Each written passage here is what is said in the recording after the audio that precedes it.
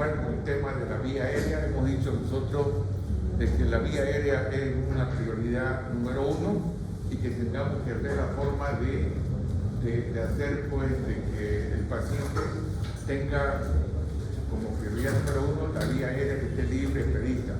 Hemos dicho que la maniobra que vamos a utilizar sea una maniobra adecuada, es decir, evitar que tenga el paciente un segundo accidente, porque si yo no tengo conductas adecuadas, vamos a tener un paciente que podamos lesionar nosotros un daño que estaba estable, lo vamos a hacer inestable y va a provocar problemas.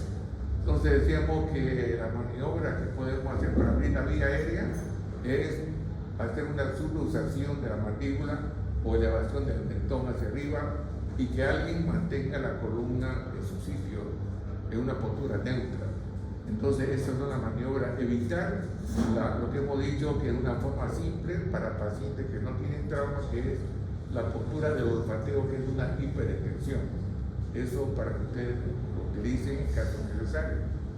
También hablábamos que existen algún tipo de insumos, por ejemplo la cánula orofaringea, nasofaringea también nos ayuda para tener en un momento una vía aérea que nos pueda proporcionar para poder mandar la oxigenación adecuada.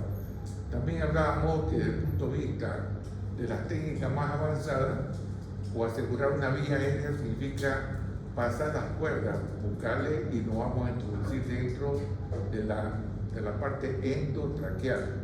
Y para ello hemos dicho que la técnica que vamos a utilizar, la más común, la más frecuente, es la técnica orotraqueal. Pero también hay otra, nasotraqueal es otra vía, y hay otra vía que es la vía retrógrada. Eso lo vamos a ver en el transcurso de ahora. Si todas estas técnicas no podemos hacerlas, por X motivo, porque hay un edema en glotis, no podemos introducir, o hay un sangrado activo, tenemos la parte quirúrgica que vamos a utilizar, la cricotiroidectomía, y también la vamos a dejar para más después la traqueostomía. ¿Cuáles son las indicaciones para poder nosotros tener una vía aérea más segura, ¿no? Entonces estamos hablando de que las indicaciones absolutas de hacer una intubación endotraqueal son obstrucción de la vía aérea, pacientes que no están respirando, ya tenemos que hacer nosotros la introducción de un tubo. Tenemos también otras indicaciones por traumatismos cervicales donde hay un hematoma que está bastante creciendo y podamos tener un bloqueo de la vía respiratoria y tengamos que colocar el tubo. También las quemaduras faciales de un paciente que está absorbiendo vapores calientes, pueda tener el paciente un edema de la parte mucosa y con el correr de los minutos vamos a perder nosotros los puntos de referencia para poder nosotros llevar a cabo una intubación. Por lo tanto, en las quemaduras faciales tenemos que adelantarnos y hacer justamente la intubación necesaria. También las lesiones laringotraqueales, la injuria que pueden estar ubicadas en la parte cervical con una tetraplegia, el paciente va a perder los músculos funcionando adecuadamente, los músculos intercostales, y tenemos que hacer una intubación también necesaria. De todas maneras, eso es lo que indica, ¿no? En la parte relativa, pacientes que están en estado de shock, que están acidóticos, o también tenemos que hacerlo adecuadamente. Bien. En pacientes con insuficiencia respiratoria, donde podamos ya monitorizar esta área, podemos ver si pacientes que están con una PDO2 menos de 60 o más de 50 en la CO2, y pacientes que están con acidosis también tenemos que verlo, porque un paciente acidótico va a estar con una respiración de Kussmaul que es muy visible y que poco a poco se va a tener el paciente cansado de utilizar estos esfuerzos y vamos a tener problemas, ¿no? Cuando tengamos que intubar un paciente, se aconseja tratar de ventilar al paciente previamente. ¿Para qué? ¿Cuál es el objetivo? El objetivo es que tengamos que aumentar el porcentaje de oxígeno y desplazar el nitrógeno. Haciendo recuerdo, hemos dicho que el aire que estamos respirando tiene un 21% de oxígeno. En cambio, si vamos a ventilar previamente a un paciente, vamos a enriquecer ese 21% y podamos nosotros tener un periodo de apnea que nos va a favorecer mucho más para poder llevar a cabo una intubación en procedimiento. Entonces, eso es lo que tenemos que hacer, utilizar una preoxigenación tratando de enriquecer ese oxígeno. Y de esta manera poder utilizar más de la cuenta, ¿no? Se dice, por ejemplo, de que la intubación, desde el momento que yo estoy dejando de ventilar a un paciente y voy a proceder a la técnica, tengo apenas 30 segundos de tiempo para poder llevar a cabo el procedimiento. En cambio, utilizando este tipo de ventilaciones previas, vamos nosotros tal vez a prolongar un poco más ese tiempo y que sea más útil para que no tengamos complicaciones.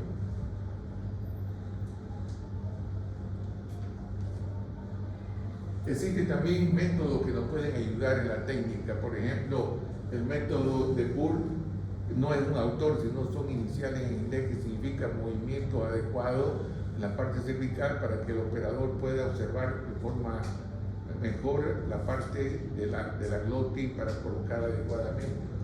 Tenemos que ver la forma también de las palas que vamos a utilizar, significa las cánulas curvas o rectas, para que nos separe la lengua y podamos también tener una mejor visión.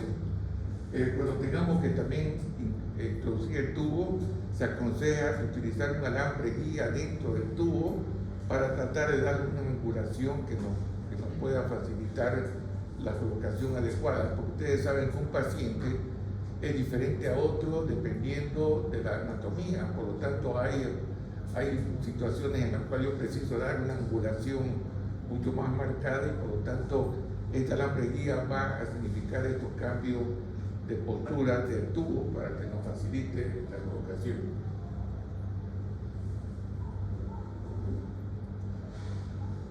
Antes de hacer la preintubación tenemos que extraer pues, todo lo que significa prótesis, el cuerpo extraño, tenemos que tener un buen aspirador cerca porque justamente el paciente puede estar sangrando, puede estar con vómito y por lo tanto un buen aspirador nos va a facilitar mucho la visión. Entonces tenemos que utilizar siempre un buen aspirador. Y esto es lo que hemos dicho, la guía metálica o el mandril o el alambre guía es para que tengamos esos ángulos que hemos dicho. Y tener cuidado porque este tipo de alambre guía no puede pasar pues más allá del extremo distal, porque muchas veces uno pide, la enfermera le pone el alambre y uno sin darse cuenta puede dañar y puede provocar fístula, por lo tanto el extremo de este alambre no puede pasar más allá y se aconseja que esté a un centímetro por lo menos del extremo distal del tubo. Cuando se tiene que intubar a un paciente va a haber cambios fisiológicos, cambios que van a provocar, digamos, en el paciente. Es decir, el contacto del tubo, que es un cuerpo extraño dentro de la mucosa de la tráquea, va a producir un reflejo vagal y por lo tanto este reflejo que puede provocarse puede aumentar la presión intracraneal en los pacientes con traumatismo de cráneo, por ejemplo, ¿no? O también puede haber problemas con cambios de la parte cardiológica, por ejemplo, puede haber extrasístole, arritmia, puede haber taquicardia y la presión arterial puede aumentar también, puesto que se liberan sustancias que van a producir una hipertensión. Por lo tanto, todo eso lo vamos a observar en los pacientes que vamos a intubar. Fíjense ustedes estas imágenes de un paciente que está boca arriba. Vamos a ver tres tipos de ejes marcados aquí con estos elementos negros, en los cuales van a haber tres tipos de ejes. Un eje que va por la parte de la cavidad oral, otro por la parte del eje de la parte respiratoria y otro de la parte digestiva. Están totalmente desplazados estos ejes. Pero a medida que vamos a colocar al paciente adecuadamente, vamos a tratar que estos ejes se vayan acoplando. Y fíjense ustedes, en la segunda imagen de allá, se ha colocado una almohadilla en la parte occipital. y esto va a facilitar también la postura. También el paciente, el operador tiene que estar más o menos a una distancia de su apéndice sigmoide de la cabeza para que yo tenga una buena postura y pueda llevar a cabo la técnica de intubación en forma adecuada. Aquí tenemos una serie, fíjense ustedes en la parte de arriba, en la parte A, está que es totalmente desplazado. A medida que vamos colocando las almohadillas se van acercando estos dos ejes, y el paciente que no tiene trauma y hacemos la postura del olfateo, como ven en la última, esto para pacientes que no tienen trauma y vamos a intubar. Fíjense ustedes, esta postura ya nos está llevando a cabo prácticamente un acople total de estos ejes para poder nosotros hacer una buena técnica. El operador se va a posicionar por detrás de la cabeza y vamos a tener una visión mucho más amplia y necesaria. Aquí están, digamos, estas imágenes, vamos a ver nosotros lo que venimos insistiendo. Fíjense ustedes acá, en esta parte de arriba, vemos nosotros que el operador está utilizando un buen sostén de la mascarilla externa, utilizando, hemos dicho, la C y la E volcada, la C para apoyarnos y hacer una buena presión hacia abajo, y la E para tratar de que la mandíbula pueda estar bien firme y evitar que puedan salir, digamos, la ventilación por los laterales de la cánula, de la parte de la mascarilla externa. Luego vemos también en la parte de allá la correcta posición. El operador tiene que agarrar, hemos dicho, el mango del laringoscopio con la mano izquierda. ¿Por qué razón? Porque con esta postura yo tengo un túnel, un canal de trabajo para poder observar en la profundidad. Porque si yo agarro con la mano derecha, prácticamente me estoy bloqueando y no voy a ver nada. Entonces, obligadamente tenemos que agarrar el mango con la mano izquierda. Aquí ya vemos nosotros que están siendo colocados adecuadamente, y hay un auxiliar que está provocando acá una maniobra de comprimir el cricoides hacia abajo para evitar que el paciente tenga un vómito que pueda perjudicar en el paciente. Entonces estamos hablando de que estas son las maniobras que deben utilizar. Cuando tengamos nosotros ya una buena postura, este es lo que tenemos que observar de la glotis con fíjense ustedes, las cuerdas de un lado y del otro. Esta es la visión perfecta para que el operador ya con la mano derecha utilice el tubo que vamos a colocar y penetre en la luz de la tráquea. Esa es la forma ideal, ¿no? Pero no siempre vamos a ver nosotros esta imagen tan perfecta. ¿Por qué razón? Porque hemos dicho que los pacientes obesos, cuello corto, va a ser difícil de observar estas imágenes, y de esta manera un paciente delgado con cuello largo, esta es la visión que vamos a tener. Por lo tanto, los anestesiólogos tienen una escala, la escala de Mallampati, que tienen 4 grados para ir viendo exactamente esto, grado 1, 2, 3, y se va habiendo una dificultad tremenda en el grado 3 y 4, por ejemplo, ¿no? Entonces, eso hace con que tengamos que tener herramientas o estrategia para estos casos, tener una idea de qué hacer frente a estos pacientes más complicados, ¿no? Fíjense ustedes, el paciente tiene que estar en esta postura, el mango con la mano izquierda agarrada. Acá vemos la forma como se debe colocar, y aquí ya tenemos que ver la forma de que una vez tengamos esta visión, tenemos que hacer un movimiento, dicen los autores, hasta el cenit. ¿Qué significa esto? Cuando yo hago esta maniobra de llevar el laringoscopio con su barba hacia arriba y hacia adelante, vamos a tener una buena visión para poder utilizar y meter el tubo correctamente. Bien. Entonces vamos a hacer rápidamente un recuerdo de la parte operativa, cómo se maneja estos pacientes. Entonces, aquí vemos el paso 1, entonces, agarrar el laringoscopio con la mano izquierda e introducir la valva por la comisura bucal del lado derecho. Se va a desplazar la lengua hacia el lado izquierdo y vamos a traccionar el laringoscopio hacia arriba y hacia adelante. Entonces, esta es la postura. No apoyar sin dientes. ¿Por qué? Porque si yo hago lo contrario, voy a lesionar los labios, voy a hacer fracturas de las piezas dentales, y eso es la maniobra que no debo hacer. Hay maniquíes, digamos, que cuando yo estoy topando equivocadamente o sin tener la técnica, suena una alarma, es decir, está provocando daño. Entonces uno tiene que saber exactamente estos tipos de operatividad. Siguiendo, vamos a identificar la glotis, la epiglotis. La punta del arniloscopio debe estar en la vallécula, para que por aquí está la vallécula y yo puedo realmente hacer la técnica más adecuada, ¿no? Esta maniobra de Selig en este momento es bueno realizarla, puesto que hemos dicho que el paciente puede tener un estado nauseoso, vómito y no pueda bañar, digamos, el área y no va a dificultar. Por lo tanto, si tenemos un auxiliar, puede hacer esta maniobra de Selig para facilitar esta técnica. Otra maniobra, hemos dicho, es la maniobra de Burr. Burr no es un autor, sino son iniciales en inglés, para poder nosotros hacer justamente esta maniobra para facilitar al operador la visión. Entonces se moviliza, movilizando el cartílago cricoide hacia el fondo, arriba y a la derecha. Entonces de esta forma va a ayudar al operador a llevar a cabo la técnica mucho más precisa. Esta es la maniobra. Fíjense ustedes, las maniobras de Burr son iniciales en inglés, para poder nosotros ayudar, digamos, a la técnica que se realiza adecuadamente. Aquí está apretando hacia abajo, hacia la derecha.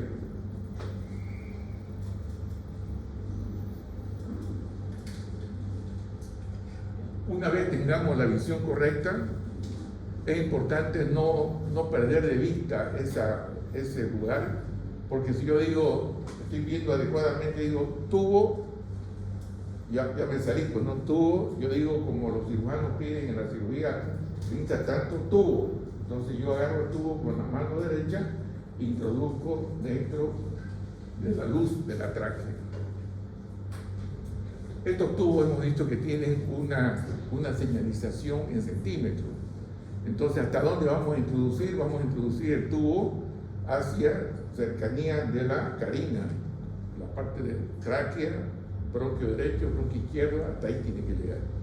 Y más o menos la marcación que vamos a tener en el tubo que está marcado es de 20 a 21 centímetros en el hombre y 19 o 20 centímetros en la mujer. Hasta ahí llega más o menos el tubo para que digamos que hemos colocado en profundidad hasta límites necesarios, ¿no?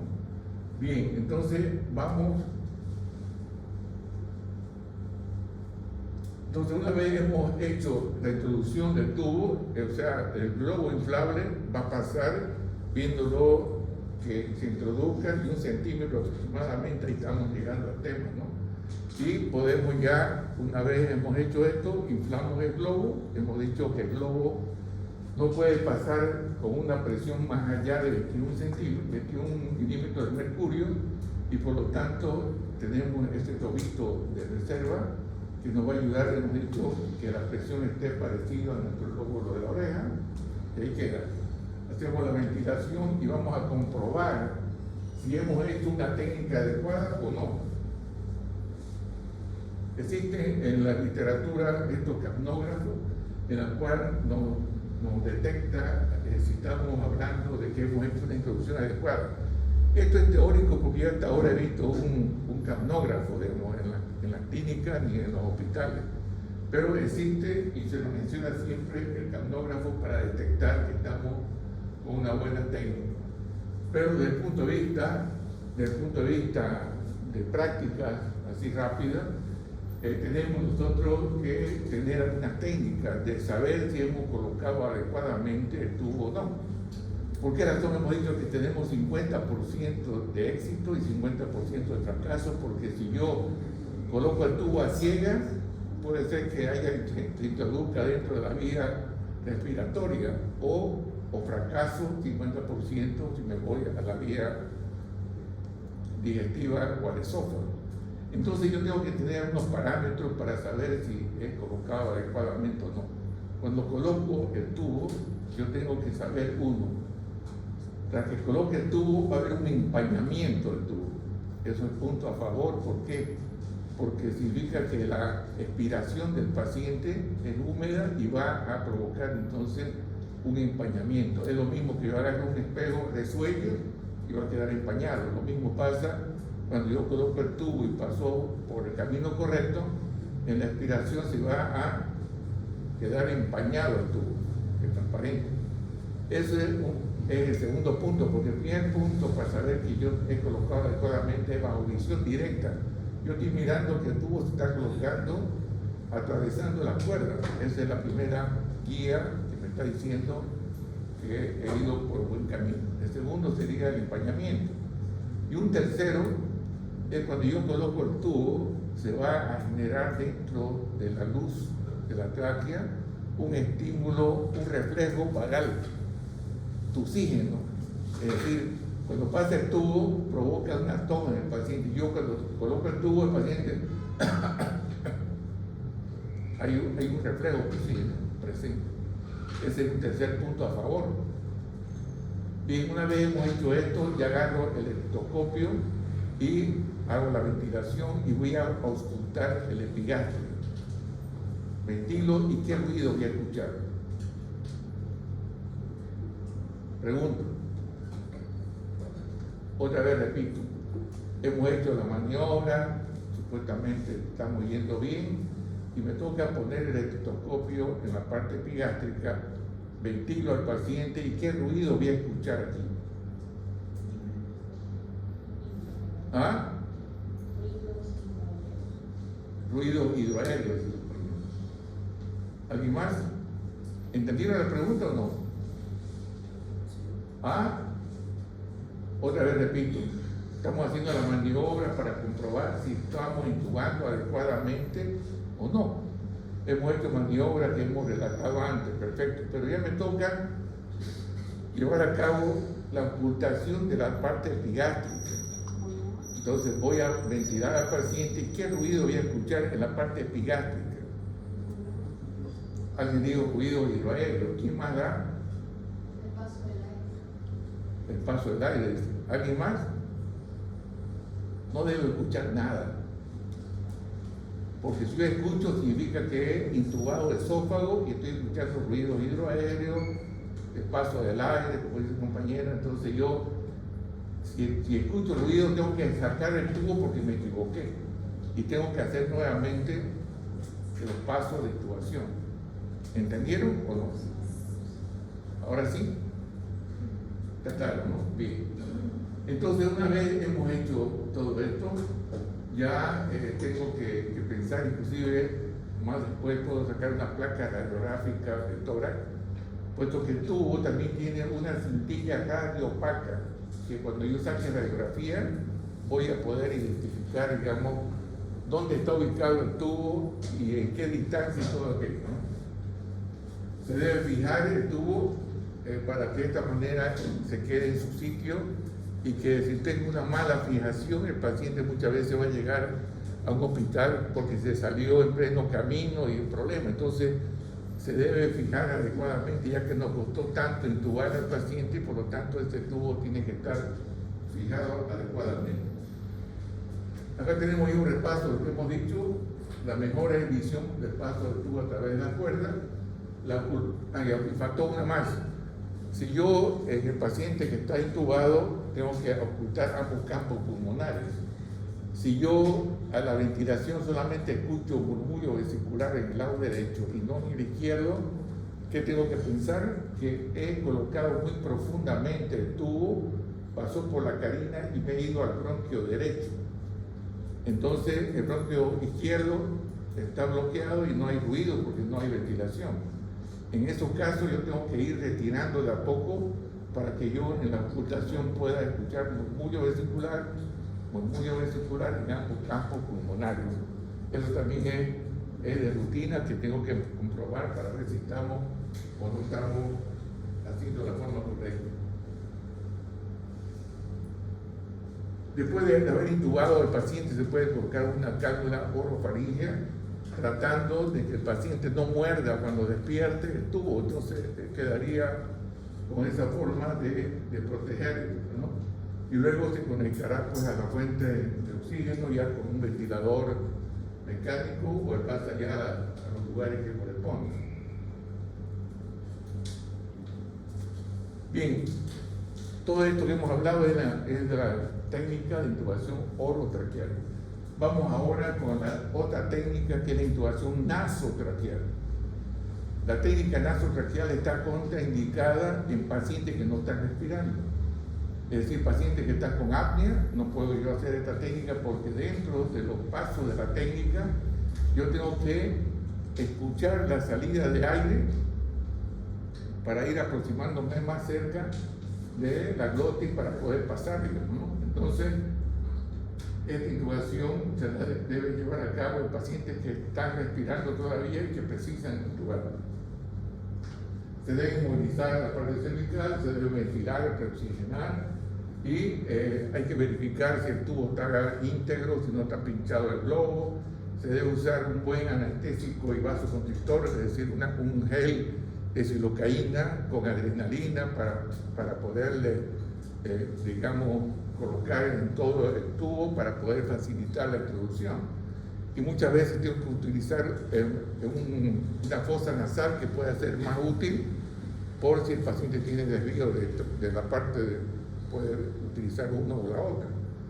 Y de esta manera vamos a ir introduciendo el tubo y nos vamos a acercar. Nos vamos a acercar poco a poco para que de esta manera se escuche y en una inspiración pase el tubo y después vienen los pasos iguales que la anterior técnica de intubación. Bien, todo paciente que llega a la emergencia, muchas veces el paciente está muy agresivo, está muy con mala perfusión, va a estar inquieto y por lo tanto en los hospitales, en las clínicas existe un protocolo de la secuencia de intubación rápida. Este tipo de protocolo, ¿qué significa? Para que un paciente quede más tranquilo, más relajado, se debe usar medicamentos analgésicos, sedantes, se deben utilizar relajantes musculares. ¿Para qué? Y hipnóticos, para que el paciente en un tiempo dado pueda facilitar la técnica de hacerle la introducción de la intubación. Entonces, ¿qué tipo de medicamentos van a usarse en estos casos?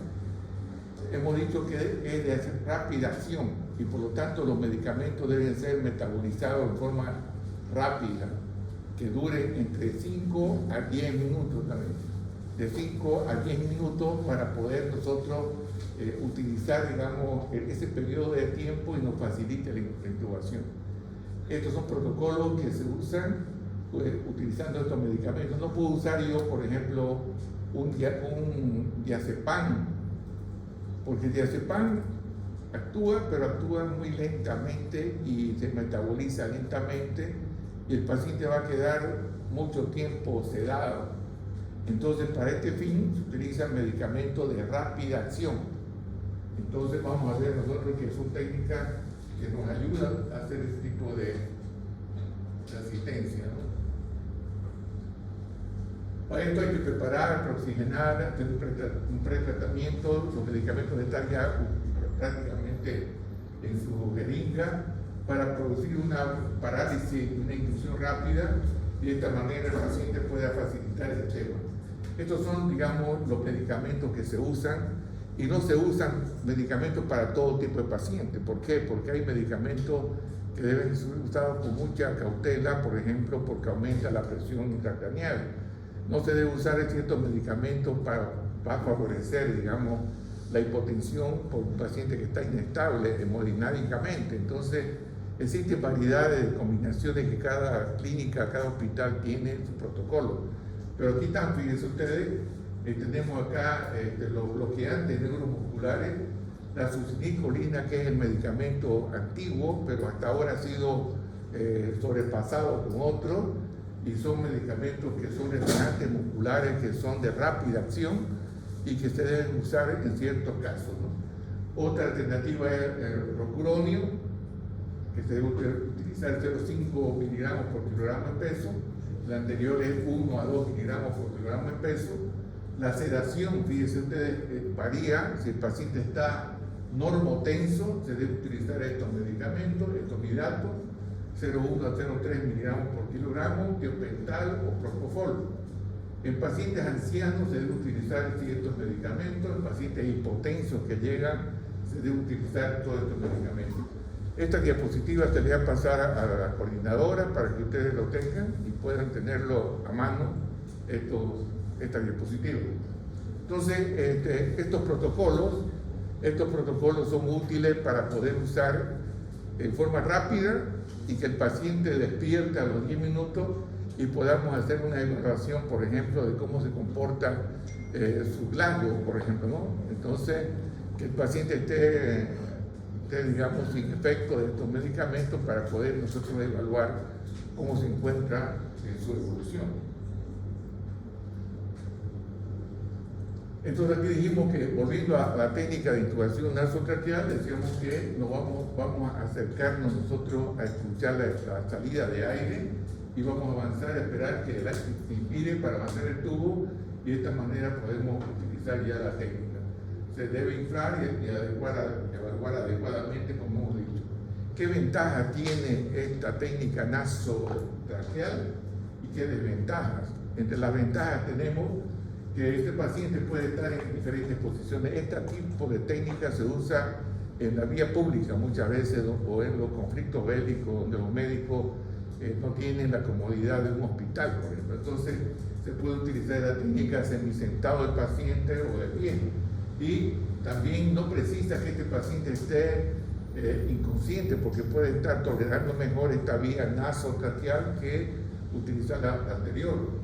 Y también se puede utilizar esta técnica cuando el paciente está contracturado porque está un poco mal perfundido y el tipo está con trícenos, ¿no? Que no puede abrir la boca adecuadamente. Entonces, por esta vía podemos saltarnos este bloqueo y poder pasar allá. Y la desventaja es que el paciente esté respirando, porque hemos dicho que la técnica no tiene que ayudar con la respiración. Tiene baja frecuencia de éxito y puede producir lesiones en tejidos blandos si yo tengo una técnica muy agresiva y no muy delicada, ¿no? Y también puede producir infecciones en la parte de la sinusitis y todo aquello, y de esta forma, estas son las desventajas, ¿no? Acá tenemos, fíjense ustedes, un paramédico está ejecutando esta técnica de intubación nasotraqueal. Aquí está armando su equipo. Aquí está hiperoxigenando al paciente previamente, acá está colocando la cabeza para insertar el tubo lubrificado con harina y de esta manera va viendo, ¿no? Acá está avanzando el tubo hasta que esté correctamente avanzando y de esta manera ya se coloca el tubo adecuadamente. Esto lo hacen los paramédicos cuando precisan intubar y no hay por dónde. Esta ya es otra técnica que se puede llevar a cabo en la vía pública, la intubación digital, donde el paciente ha perdido los reflejos nauseosos y todo aquello, y el socorrista mete la mano y a través de los dedos busca el episodio para meterle a ciegas, pero lo tiene que hacer, ¿no? Bien, otra técnica, si fallan estas otras, tenemos que tomar en cuenta que tenemos todavía otras cartas por delante, que viene a ser la parte quirúrgica. Hemos dicho que la técnica de la cricotireotomía puede ser por punción o puede ser por vía abierta también, ¿no? Y queda postergada la traqueotomía, que va a ser en manos de los cirujanos, porque tiene que tomar mayor destreza para llegar a cabo. Acá fíjense los elementos para hacer la cricotireotomía por punción. Acá tenemos que esta aguja debe estar articulada con una jeringa con un poco de líquido, de suero fisiológico, y a medida que vamos colocando, vamos aspirando hasta que aparezca la burbuja de aire, que significa que estamos en la luz de la tráquea, ¿no? Entonces aquí van a ir viendo los procedimientos que se lleven a cabo. Acá vemos nosotros la que estamos haciendo por abierta, utilizando una hoja de bisturí para poder llevar a cabo. Esta es la intubación retrógrada. Si hemos colocado la cricotireotomía por punción, por esta vía vamos a colocar un alambre guía. Colocamos por acá para que salga por la boca. Entonces, de esta manera, ajustamos el tubo y hacemos este tipo de tracción. Esto lo vamos a ver en otro tema. Bueno, cuando está indicada la vía quirúrgica, cuando las otras están falladas porque no hay forma, hay mucha hemorragia. Aquí está anatómicamente, fíjense, cartílago tiroides, quicoides, aquí está la membrana, tenemos que colocar. Aquí nuevamente el esquema. Aquí tenemos lo mismo para hacer whisky. En la parte quirúrgica ya significa llevar al paciente a asepsia, antisepsia, un campo operatorio en la zona, anestesia si es necesario, y luego acá ven que con la lámina bisturí se abre la membrana, luego se vuelca el bisturí con el mango y se hace un giro de 90 grados para colocar una cánula. Entonces esa es la forma de que se hace la cricotirotomía, que es de salvataje, por supuesto, ¿no? Y acá tenemos entonces con aguja, se hace la punción y se aspira hasta que llegue a la luz. Luego, una vez colocado, si vamos nosotros a utilizar una oxigenación del paciente, tiene que haber entrada y tiene que haber salida. Por lo tanto, aquí ven ustedes un sistema de válvula. Pero si no tenemos este pequeño dispositivo, hemos a veces utilizado un equipo de suero adaptado y luego cortamos tangencialmente un orificio como una flauta para poder nosotros cerrar, que entre, abrir para que salga, y así por delante. Es una válvula, digamos, muy simple, pero es utilizada de esa manera. Ahora tenemos la función.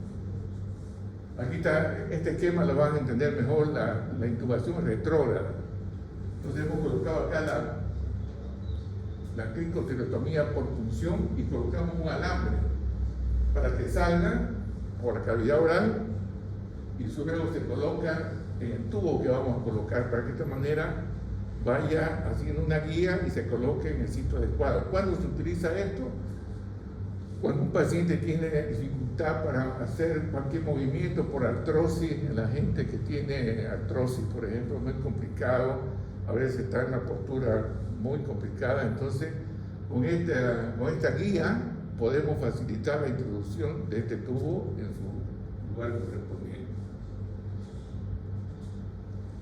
Ahí está la parte quirúrgica, acá se hace la apertura, ya es una pequeña cirugía para colocar una cánula dentro de la luz. Los paramédicos tienen otra forma de tener a mano equipos. Aquí tenemos el combitubo, que tiene un tubo que se coloca ciega y por casualidad llega a intubar adecuadamente o no, pero ellos tienen la capacidad de utilizar, digamos, este doble tubo para poder ventilar al paciente antes que venga. Hemos terminado, entonces vamos a hacer mañana la práctica.